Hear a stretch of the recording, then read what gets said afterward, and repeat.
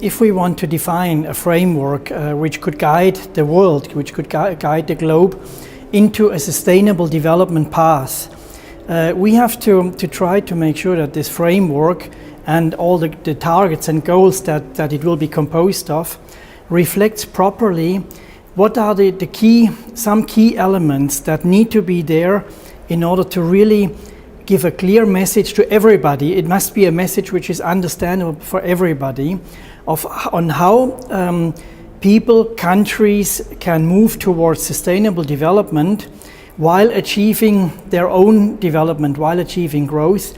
And it is clear that energy is a basic factor for this. We know this from our countries, and we know that many developing countries do not develop because there is no energy. And so what we have to do is to make sure that these countries can move and provide energy access to their people, which then will help them to look after education, after social services, health, economic activity. And therefore energy is like an enabling factor for many things. And therefore we think that one way or the other, access to modern energy should be enshrined somehow in this new framework.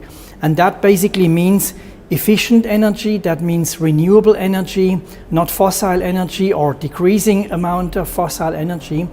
But we do not know today how this can be integrated into a framework, but it is clear that energy, and in particular sustainable renewable energy, has to play a very important role in a future global framework.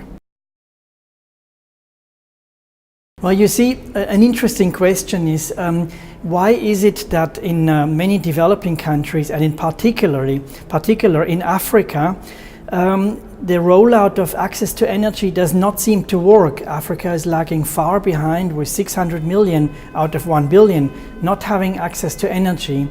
And so the question is really, why is that so? It is not necessary that the resources are not there. It is certainly not that the demand is not there.